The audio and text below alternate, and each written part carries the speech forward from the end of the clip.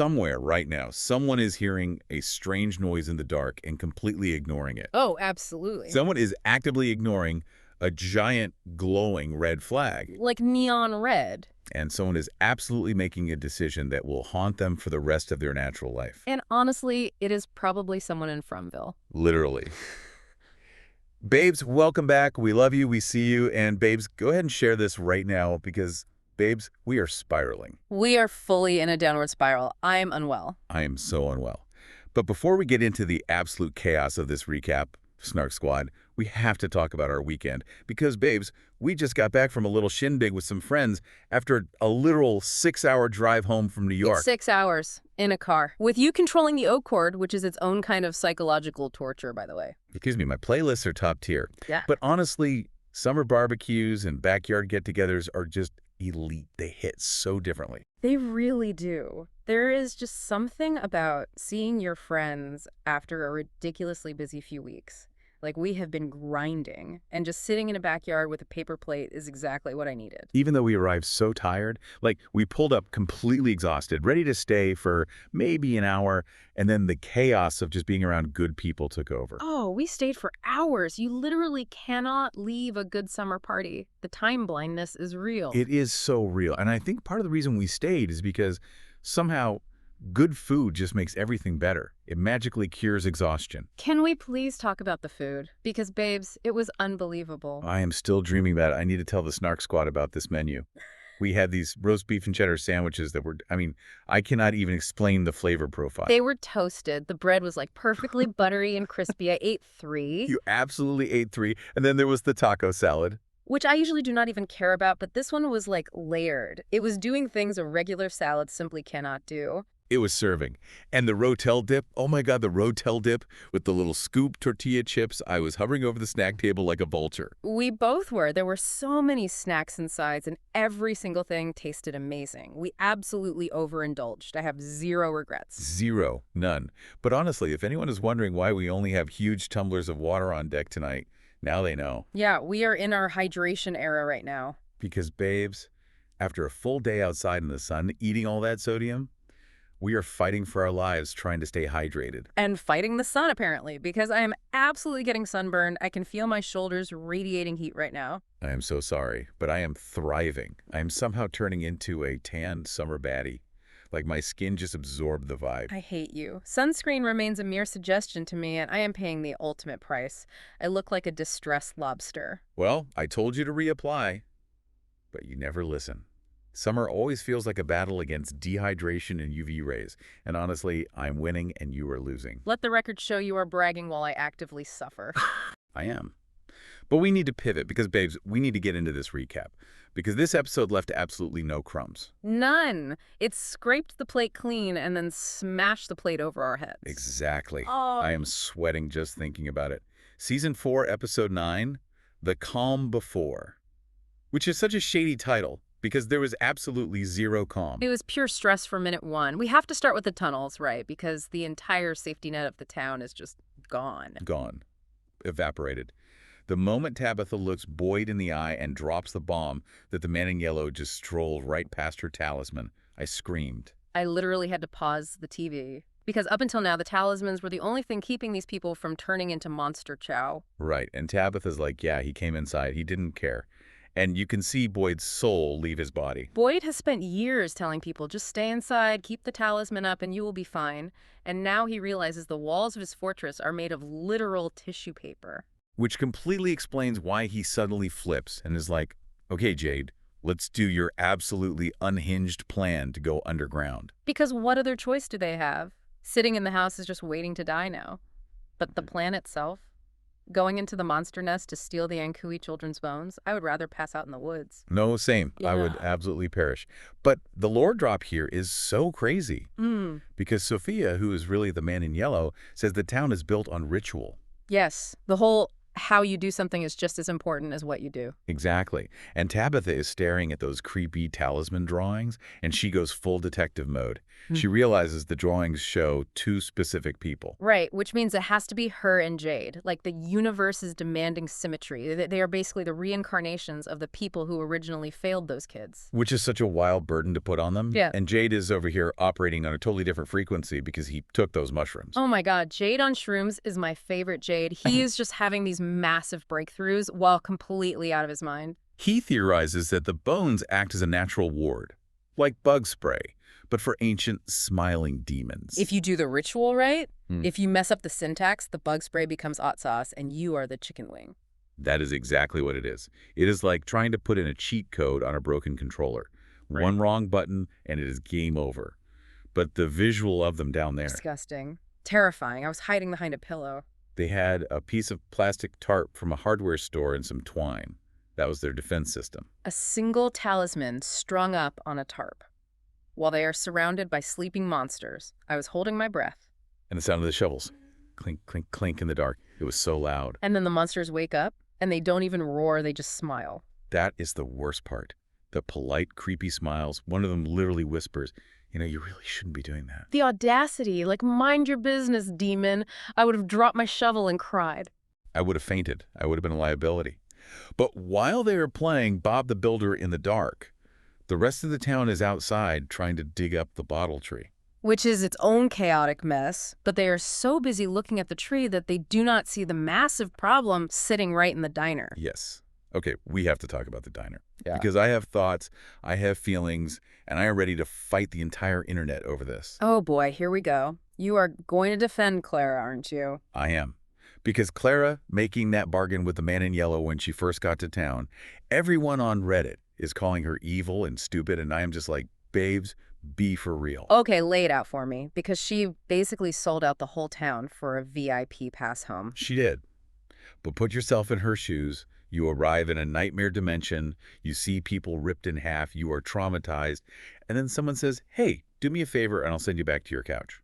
I mean, I would be tempted. I really would. Everyone will be tempted. It is pure self-preservation. Her amygdala was firing, she was terrified. But the way Sophia collects on that bargain is so nasty. The blood pact. Ugh, the blood pact. Slicing their hands. In that dirty diner, the infection risk alone is horrifying. Forget the magic. You are going to get tetanus. But Sophia slicing her hand and forcing that blood transference is so invasive, it binds Clara to the town's will. It does. And right while they are doing this weird cult activity, sweet, innocent Elgin is in the back room finding old Polaroids. Elgin is too pure for this world, and it is going to get him killed. He finds a picture from the 70s, and Sophia's in it. The old lady is in the picture. Which is insane. So what does Elgin do? Does he run? Does he hide? No. He walks right out and is like, hey, is this you? Sweetie, no. Read the room. He has zero survival instincts. But it leads to Sophia locking the doors and giving us the craziest lore drop yet. Yes. The man in yellow can only take the form of people who have died in the town. Which means the original Sophia was a real lady who died there. That is so tragic. It is so parasitic. He's just wearing her face. But wait, if he only takes the form of the dead, we have to talk about the Jim theory. Oh my God, the fake Jim theory. When he appeared to Ethan and told him to find the Lake of Tears. Exactly. If the man in yellow was impersonating Jim, does that mean Jim is secretly dead in another timeline? Or is it just an illusion? Because if Jim is actually dead, I am going to lose my mind. The fandom is tearing this apart. Because telling a kid to go to the Lake of Tears is obviously a trap. It is the ultimate predator move. Using a dad's face to lure a kid. And speaking of using family against people, we have to talk about Henry. I cannot. I literally cannot. It was too sad. We are going to talk about it because it broke me. The man in yellow isn't just using fear on Henry. He is using hope, which is so much worse. It is psychological torture. Henry is trapped in this hallucination at a care facility eating a Royale with cheese. And he is sitting across from an adult, completely healthy, neurotypical Victor. Seeing Victor like that, untouched by trauma, it made me want to sob. It shows you exactly what the town stole from him, 40 years of his life. But the hallucination characters tell Henry he can stay there forever if he just severs his anchor. Which means killing the real Victor. They want him to murder his own son in the real world to keep the dream version. The audacity of this town. Yeah. To offer a grieving father a second chance, but the price is literal murder. And you can see Henry almost breaking. He knows it is fake, but the pull of that perfect life is so strong. It is so heavy. And while Henry is in this fake diner, the real Victor is out visiting the cenotaphs of his mom and sister. Trying to process that Tabitha might be connected to his mom, he is just looking for some stability. And then the boy in white shows up, the supposed good guy. I don't trust him. I haven't trusted him for 2 seals. Well, he tells Victor not to let them cut down the bottle tree. So Victor runs back to warn everybody. Because Victor is a good person trying to save them. But because Victor has been isolated for 40 years and struggles to communicate, what happens? Boyd and Kenny literally tackle him. They drag him away and throw him in a jail cell. I was screaming at the TV. I was so mad. It is such blatant ableism from the characters. It is. He knows the town better than anyone, and because he isn't giving a polished PowerPoint presentation, they lock him up. It is infuriating. Yeah. But it perfectly highlights what Julie says later. The town lies to people to hurt them. The town wants them isolated. It wants them turning on each other. But wait, this brings up my favorite theory right now. What if the boy in white is actually bad? Okay, say more about this. Because people assume he is the angel. Right, but if the town's whole vibe is deception, what if cutting down the tree is actually the right move? And the boy in white is just another monster trying to protect the town's power source. Oh, wow. If Victor has been taking advice from a demon for 40 years, my heart will actually shatter. It would rewrite the entire show. But the town is so good at tricking them.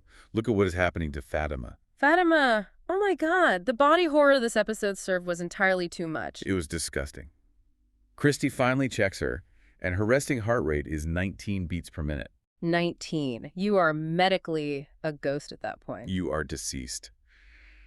And while she is in the clinic, which is supposed to be safe, Clara walks in. Clara, doing the devil's work. Clara spikes Fatima's family remedy drink with the man in yellow's blood. Which, by the way, why is Marielle letting random people hand out drinks to a pregnant, dying patient? Mary L's medical license needs to be revoked immediately. It is a massive HR violation. The clinic has zero protocol.